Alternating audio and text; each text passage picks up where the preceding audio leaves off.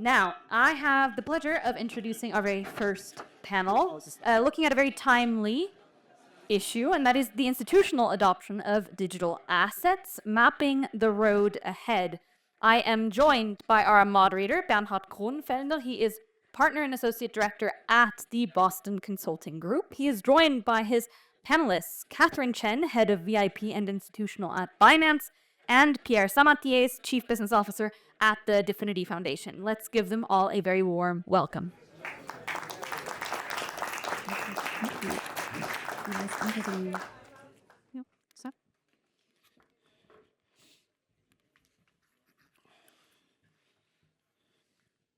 So, hello everyone. Thanks for making the time. Before we start, unfortunately, the fourth speaker on panel couldn't make it today because of a 4 hours flight delay. So that's why you only have the three of us here on stage for this next half an hour. So the topic of today, as you already said, is institutional adoption. So before we start, nevertheless, I hand over to you guys, to Catherine from Binance and also to Pierre, board member at DFINITY.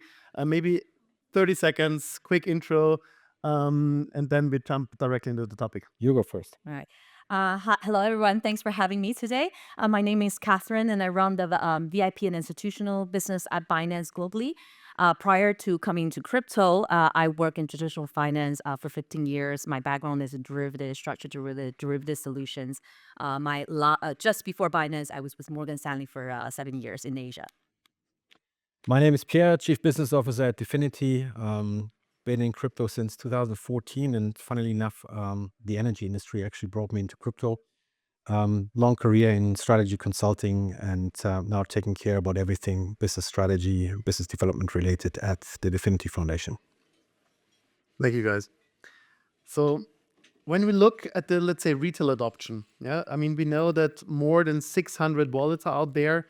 Almost half of them are monthly active. So this is a huge number. And we see now that more wallets out there in the world than portfolios. So this is really a huge number. This is really where we saw already adoption. So the question now, when we turn to the institutional side, is what was, or what maybe still is, holding institutions back? You can go first, yeah. So the way I think about institutional investor, I will almost always segregate it to the more crypto native one versus the more traditional one. The crypto native one, obviously, they're already very active, and it is really the traditional one. And even in the traditional space, there's also a huge spectrum, right? So the introduction of ETF obviously help. Acting as an onboarding tool, similar to what we think about meme coin, acting as an onboarding tool for mass retail. ETF actually help already a lot as an onboarding tool for institution. Now, it is true that given the market structure, I think this is only just the beginning, right? Thanks to the introduction of ETF, now the legitimacy of this asset class is finally there, right? People who act as the trustee, as the portfolio manager overseeing wide portfolio can no longer neglect this asset class. They essentially really have the fiduciary duty to look into really the value proposition and possible long-term allocation into this asset class. Now, we're only solving a small part of the puzzle, because really for a lot of the major institutional clients, really number one, the market needs to continue to grow. Comparing to TradFi instrument, crypto today is still just a small subset of the overall market. Number two, the right wrapper need to be there, because ultimately, yes, for a lot of the institution, they will probably just stop at Bitcoin and they will be fine with just the ETF. But I would imagine there are also more institutions who will be more willing to dabble into the more native ecosystem. I had a really productive chat with one of the TradFi institutional investors advisor earlier last week. And one of the challenge that he shared with me is today the market just doesn't have the right wrapper if they want to invest in native token, right? So again, a lot of people do it through VC, through other vehicle. But again, if ultimately we want the industry to grow in a much more meaningful way, especially as we see much more utility develop in the various blockchain ecosystem, more wrapper that is applicable for institutional investor for long-term holding is very important, as opposed to them investing in a token, and once it's vested, they will need to essentially just dump them, but not because they don't believe in it, rather it's because they don't have the right wrapper. And that this is just one example, but I do think that as we go into the next phase, this is very important. And separately, I think regulatory clarity is also very important. With the new administration, I think everybody is now looking at, what next. Obviously, U.S. is one of the world's most important market. There are already a lot of regulator around the world starting to try and make an effort to regulate crypto. We do hope and look forward to much more meaningful advancement in the like of U.S., which is obviously a very, very important market that people look at. So I think this all of these pieces need to come together in order for institutional investor to make the meaningful push. If you maybe allow a quick follow-up question. So you were talking about the wrapper is missing, kind of. Yeah. So could ETF a wrapper so that we see more tokens that are basically in ETF? Absolutely. Or what other wrappers would you see for the institutional adoption?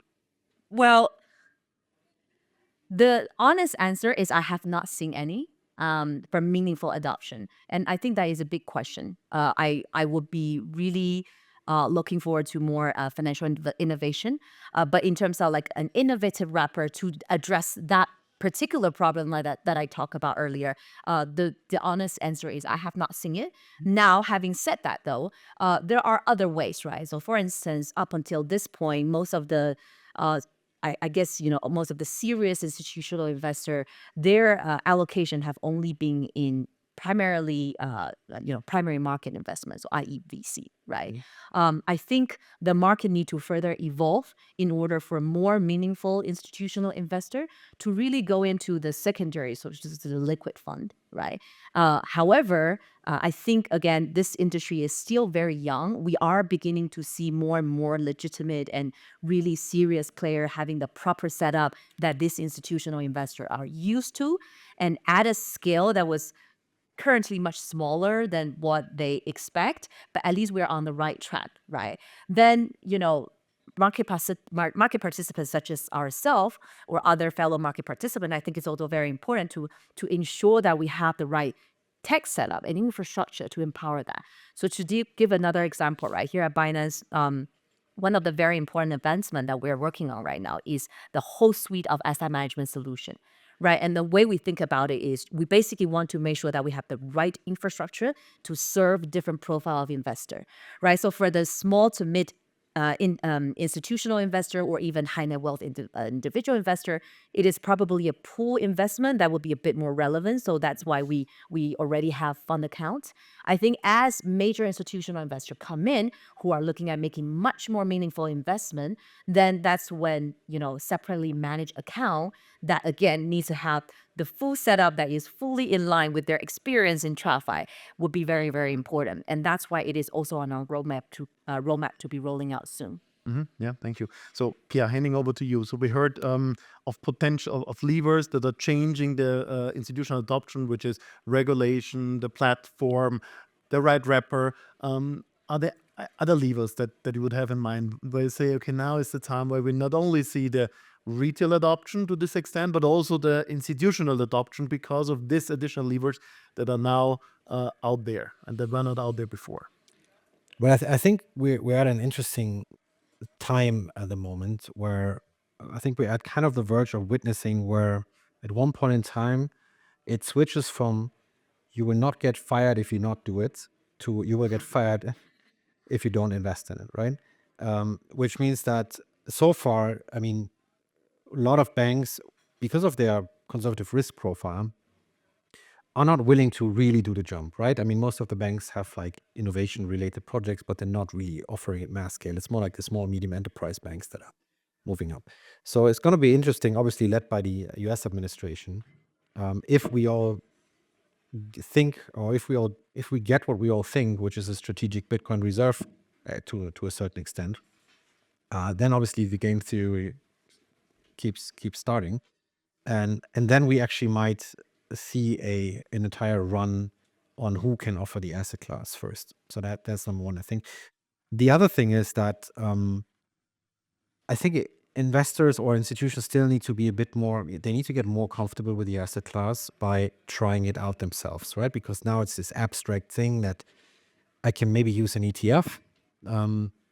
But I think once we see that institutions really do self-custody, right? And there's treasury management also inside of institutions using digital assets, then I think we're going to see a massive increase of adoption. But that is going to be super difficult. Yeah, no, The key 100%. challenge.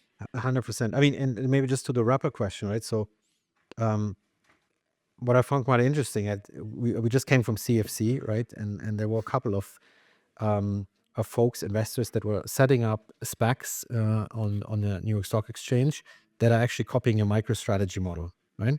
But with other altcoins, so to say. So that might be another vehicle. Exactly. Something that they're already very used to, as opposed to forcing them to learn and adapt something new. Yeah, And that's exactly. probably usually the easiest entry. Yeah. So for institutional adoption, what are the products slash asset classes that you might see in the future that might pick up? I mean, in the past, we have seen a lot of, let's say, Bitcoin adoption at a broader scale that is seen as asset classes. But what are the future asset classes? Well, I mean, there's obviously still that big untapped potential of real world assets where, again, depending which consultant you ask, you get a different trillion number, right, on the market expectations, which still I think is going to kick off at one point in time, right? But that's for sure an asset class that is going to dominate. In accordance to that, and also like the idea of tokenized stock offerings, I think is becoming more and more popular, at least for small, medium enterprises. And then obviously that entire mechanism of staking and paired with AI wealth management, I think is going to make a huge difference. The way I think about it, I don't necessarily think that there's going to be another brand new asset class. But I think from this point onwards, it's really more likely that we're going to see a lot more enhancement to just make the entire market much more efficient, right? To make settlement more efficient, to make, for instance, we've had stablecoin, which is very, very important, that power, cross-border remittances and payment. And that is a very, very important tool. But as we develop more and more use case, and which again, I think adoption is always the single most important thing that's driving the growth of this industry, then you are going to start seeing interest-bearing stablecoin. Again, that just make things so much easier and just further reduce the user friction. So again, the way I think about it is most of the thing that we're going to see from this point onward would be helping with the market efficiency one way or another. Yeah. Maybe then a direct follow-up question to you, Catherine. From the centralized exchanges, I've seen lately a couple of new tools that they brought out, especially for institutionals, especially for be it private banks, asset managers. So to me, at least over the last year, it seems like a wave that is coming now. I guess you do the same, as I know. But do you also see this race at the moment of the various centralized exchanges with those tools, with those solutions for this particular client base, so institutionals? And so again, here at Binance VIP Institutional, I'm not sure how many of you guys are actually one of our users. I hope majority of the room. Our VIP program is public, and we have VIP 1 all the way to VIP 9 under this one program. We cover high net wealth individual, mid-sized institution, long-only hedge fund, all the way to the top market maker, liquidity provider, and prop guys, right? And that's why when we think about institutional adoption and also just broader adoption, we look at our entire VIP program, and we just wanted to make sure that we have the right tool to activate and to push adoption in every single client segmentation, right? So, and again, I think we're very lucky. We don't need to reinvent the wheel. We just look at the hundreds of years of financial system, what has been there, what was successful, what is something that we need definitely a parallel version of it here, and also what has not been working, what we need to roll out something of a more efficient version of it. To give one example, right? Adoption, again, is something that, in my opinion, is super important. Ultimately, to really push for that ultimate institutional, TradFi institutional adoption, again, it all works as a virtuous loop, right? I don't think we should just push the institution. We should actually do bottom up as well. crypto has come this far thanks to a very much community-driven culture. And I think, in my seat, one of the very, very important things that is keeping me up at night is how do we further push the adoption? Binance user base grew by 70 million this year, right? And how do we get to the next billion, right? Last year in November, we announced Binance Wealth. And this is, in my opinion, this is one of the example. I think we still have a very long way to go. Most of you guys here are probably crypto native. You're able to set up your own exchange. You taught yourself or somebody taught you to make your first transfer before you start trading and buying and really owning crypto. Majority of the investors out there are not there yet. And again, this is when I say we are not doing a good enough job to really fully eradicate that friction, right? So in which case, until we finally figure it out, and when I say we, I mean the entire industry, what can we do? Again, as I said, just make sure those who are still on the sideline, on the fence, give them the right tool, ensuring that we have an onboarding tool to bring them to become part of us. For many of the TradFi investor individual, they expect to walk in a bank and get help from their financial advisors, right? To basically, tell them what, number one, help you with your account onboarding. Number two, basically just advise you to show you, tell you what is, based on your risk profile, how do you construct a portfolio? So that's exactly what we did, right? We launched Binance Wealth. This is not Binance doing wealth management ourselves. We are working with licensed financial advisors around the world. We are a tech company, so we offer the tech infrastructure to ensure that those who want to extend crypto as their offering as part of their wealth management business, they can be independent financial advisor, they can be independent investment advisor, it can be private bank, broker dealer. All of these, we welcome them to work with us. So this is something that I personally think is super important that will help us push the next wave of adoption, bring those who are not here yet with us. Yeah, perfect. Thank you. Looking to the L1s and L2s, what do you bring to the table for the institutional adoption?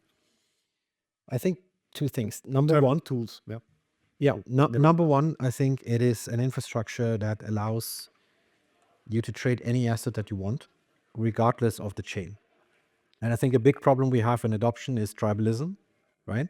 So what we've been working on is something called Chain Fusion technology, which allows you basically to trade native Bitcoin, native Ethereum, soon native Solana, and soon others, without switching the chain, without the usual fees, and so on. So we're basically establishing kind of a centralized exchange feeling, but in a DeFi environment. I think that's quite important for smaller transactions that you want to do, where you don't need a central custodian. The second thing is, with that, I'm a big believer in DeFi and even in institutional DeFi, right? But for institutional DeFi to kick off, you need to have an infrastructure set up where you can have a digital identity that would allow you, if you want, to show a KYC credential. And that's also what we've been implementing. So the new wallet that we just launched, which is called Oisy, allows you already to trade multi-chain, and it also allows you to show verified credentials that could be KYC credentials or whatever. So I think from the L1, L2 point of view, most of the tools I would say are kind of there by mid of the year, honestly, because we ship very fast, right? I think one key problem that we still need to solve is the on and off ramp, right? Because this is still almost criminal what kind of fees you need to pay when you on and off ramp money, right? Once that is solved, I really can see a very steep adoption curve of DeFi together with on and off ramps. I remain hopeful there, though. So, obviously, Binance here this week, we have been in ongoing conversation with a lot of banks, and we have a lot more this week. I definitely remain, optimistic. I think we're seeing much more that were previously on the sideline. Again, given the new administration, I do think that, people are now moving towards the right direction. So I remain hopefully optimistic. Yeah, I'm also optimistic. Maybe the other thing that I also think is a very interesting case for institutional adoption is that stablecoin topic, right? More in the sense we just chatted about it, like more and more countries are issuing their own stablecoin, right? And if they issue it in the right way, they can disrupt Visa and MasterCard tremendously, right? So another tool that we've built is basically a suite that allows you to have a stablecoin with 0 fees. Because banks don't want to make their money on fees, they want to make their money on deposits because that's what they know, right? So turning to banks directly, and I'm a TradFi guy. So let's do, to spice things up, a little play here on the panel. So the play is the following. So tomorrow I'm meeting here in Davos one of my former clients. Again, I was coming from TradFi. He's a board member of a bank. He told me already, okay, when we are going for coffee, tell me 3 products that I should look at that bring me money out of digital assets within the next 2-3 years. So what would and now we do, let's say, decentralized consulting. So leveraging you guys. So what shall I tell him?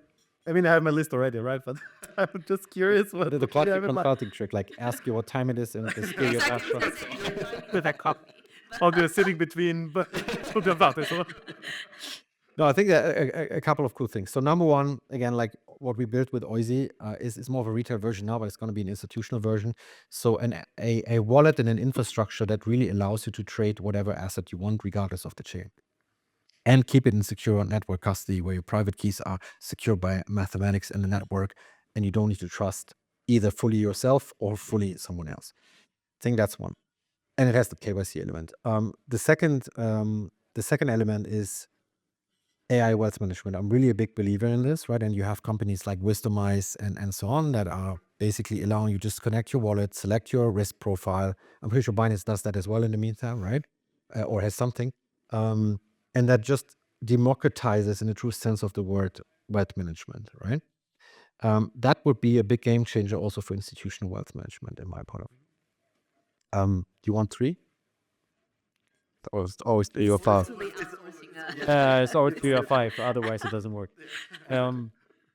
Needs to look good on slide, right? Well, I think the third one is not necessarily purely about DeFi, but it's more around. I'm a firm believer that we will move into a world where you can use AI to prompt your applications, right? And you can update your applications, and they will run on full Web3 infrastructure. And Dom is going to talk about this later in a bit more detail. That is going to be a huge disruption to the software industry and to your own cybersecurity team and to your IT team. Right? So these are the 3 things.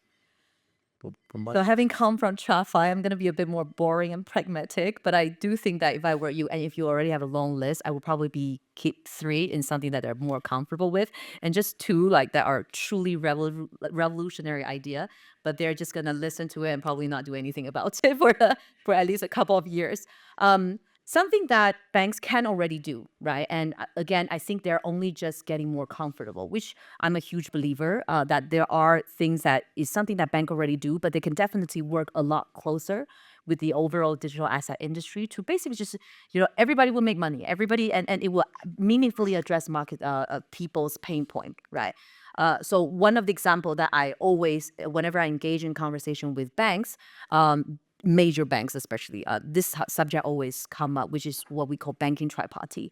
This is a solution that we launched in December 2023. And here at Binance, we really, one of our company's model is to be very user focused. I'm sure that all of you remember, what happened with FTX before.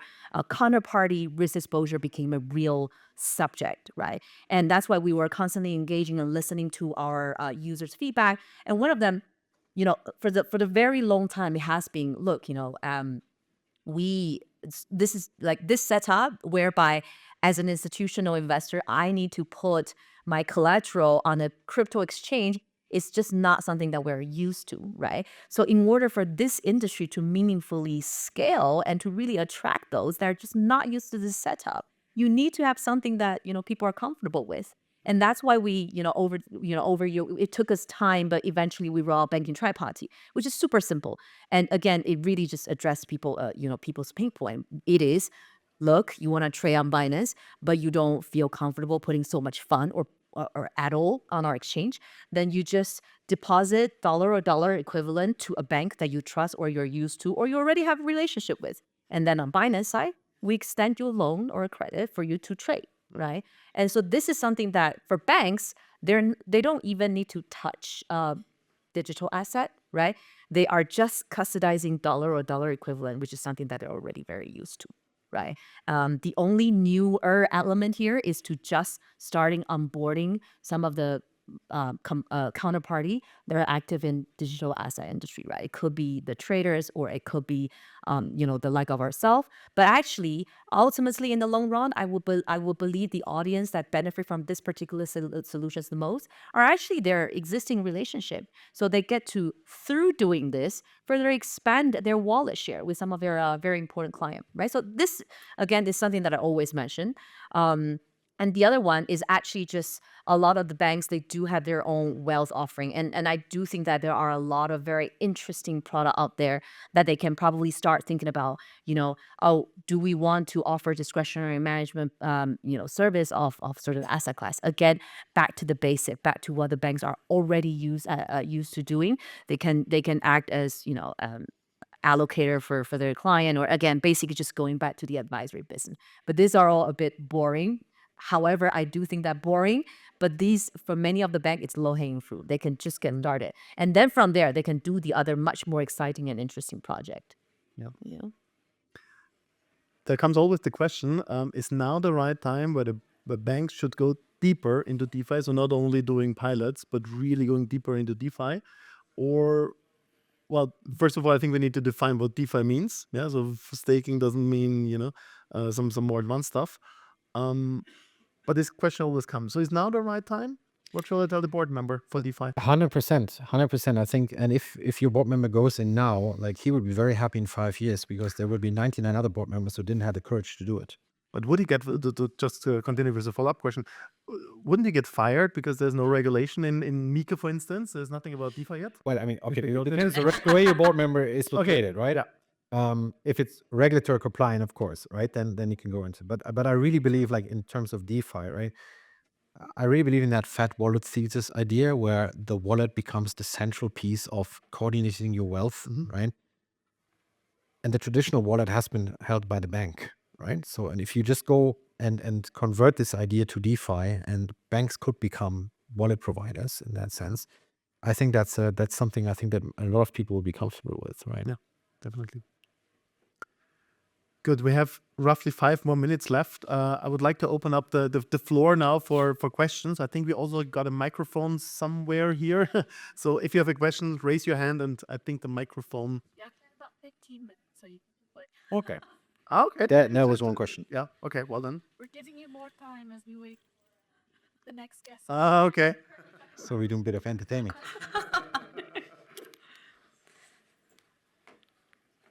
Thank you very much. Hello.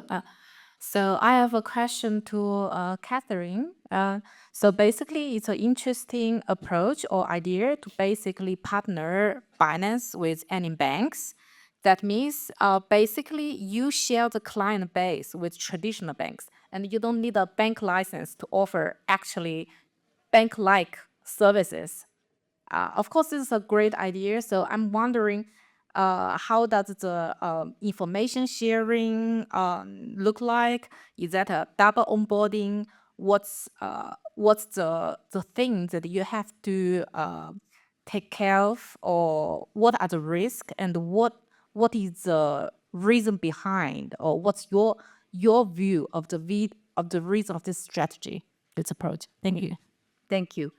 When it comes to working and partnering up with banks, we go the old-fashioned way. So there is actually no information sharing. What we do is, again, we try and understand from our client who will like this type of solution, right? Again, as I said, generally the audience are, number one, already very significant client of our exchange. But again, due to internal risk control, or the fact that, look, a lot of our clients would say this to us: you guys are already more than 50% of the market. I cannot possibly put more fund on your exchange. I would totally exceed my risk limit, but I absolutely desperately need your liquidity, right? So these are our existing client. And the other one are incoming client. And this could be clients that are previously not trading on crypto native, but not trading on international exchange, so they were not 100% sure. or they were expanding their portfolio, i.e. they, again, by expanding their offering, this will then again bring them up to their risk limit. So this incoming client, again, this is something, again, as long as counterparty exposure is something that they're considering, this is the second type. And then the third type, which is my favorite type, and which in the ensuing year, we will be embracing that. These are the TradFi guys, right? Basically, they want to trade crypto. They see lots of opportunity here, but they don't want to touch crypto. Again, as a centralized exchange, we welcome that and we want to facilitate that, right? So all three different type of client, they will directly come on board with Binance. They would make us aware, or we would make sure that they are aware of this solution. And then as long as, so obviously we also do initial screening as well. Again, generally speaking, as our banking partner are just starting with this offering, they're also a little selective in terms of who they can onboard and cannot onboard. And obviously, the established banking regulation also mean that they absolutely need to be very cautious, right? So again, despite the fact that maybe our compliance requirement are absolutely on par, there are probably different consideration in terms of the type of client that the banks are already ready to onboard at the moment. So that's when we essentially just refer the client over. So you're absolutely right. It is double onboarding. To be honest, our data sharing privacy will probably also mean that we will not be able to just share the KYB information of those clients. And again, when it comes to financial institution, KYB information is highly, highly customized and depending on jurisdiction. So that's basically how we do it. Nonetheless, we do think that this is not a matter of Binance giving our client away. We always say this, right? There are two things. Number one, we are here for the long run.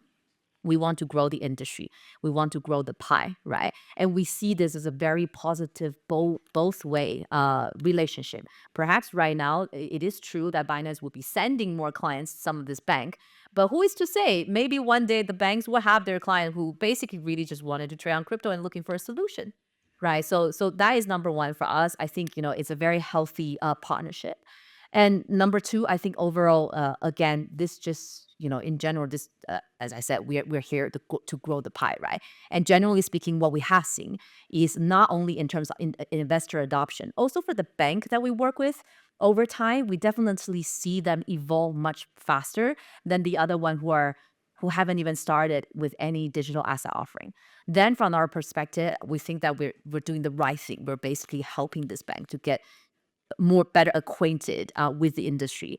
We always say, ultimately, we think the crypto native industry and the traditional finance industry, we need to work together as opposed to competing with one another. And that's why we think this is a very healthy collaboration that take place. Can allow myself as a moderator to have a follow-up question. So I've seen that other competitors of Binance are going down the road towards banking a little bit further. Banking products, maybe even applying for licenses. Is this also a trend that you see? Because there's another. Well, for us, we like to stay focused, but again, never say never. For the time being, our focus is really just to continue to push, basically enhance our offering. But again, never say never. I think it also depends on regulatory clarity, right? So we'll see. We'll see. Good. Yeah. Thank you. As a new fund manager, the biggest issue for our investors, which are family offices and institution, is the big C word, custody. And custody is the key, whether my clients are investors from Europe, Asia, where I'm based, or the US, and I have to deal with other headaches there. But the biggest issue is the family offices, institutions are not going to hold on to the keys. Their mandate is they're not going to hold the dongle. They're not going to put the dongle in the safe at night and walk out of the office with 5 million, 10 million, 100 million in there. Doesn't work that way. So custody is the biggest issue in the room. Secondary issue is something I mentioned to a gentleman by the name of SBF, and it was collateral. Collateral meaning use T-bills to facilitate that. T-bills are guaranteed. Company can go belly up, which I know from working in the futures industry with one of the FCMs, went belly up, and the only thing that survived was the T-bills because they're in the name and they're backed by the U.S. government. So nobody could. Sounds like we've been doing the right thing then. Yeah, so the question is to you, are you making any of those steps in those two areas, custody and collateral? Oof. Custody, there's already lots of great work done by our competitor. Here at Binance, we obviously also have our exclusive partner, but I absolutely agree with you, right? Which is why one of the earliest point that I said is the right wrapper. And I think Pierre here mentioned, that some people are already doing spec. The honest answer is I don't know. I hope that in a few months that I will see something, or I will wake up to this brilliant idea. Then in which case you probably won't see me on panel talking on behalf of Binance anymore. But on Binance front, I think for the time being, because our focus will be bringing those that are not yet here across the line. And again, being an exchange, we facilitates trading, right? So that's why for the time being, we mainly focus more on those, solutions that facilitates trading. Now, T-bill. And T-bill, again, I've already talked about banking tripartite. I do know that there are a lot of tokenized project out there, and we are constantly engaging with our clients to try and understand are the latest offering truly meaningfully reduce the friction for them as they carry on their activity on our exchange, right? So this is something that we're constantly watching. Again, for us, it's always when there are meaningful adoption, we will always be siding with our users and make sure that the right solutions are there for them. Yeah, maybe just to add to that more from a kind of decentral point of view, right? I think we're very much advancing to a world where you can comfortably have institutional grade custody that is really in your own hands, right? In the sense that you don't even need to have a Fireblocks or another kind of company is doing that for you, because you can run your own suite. But custody, as you rightly said, I think is more of a philosophical question or like a motivation question. Do you want to be your own custodian, right? And I think especially with the family offices, it might take maybe a generation, right, until there's comfort in self-custody. But I think we're moving towards a world where you will have great options to choose, whether it's a decentral option or a professionally managed central option.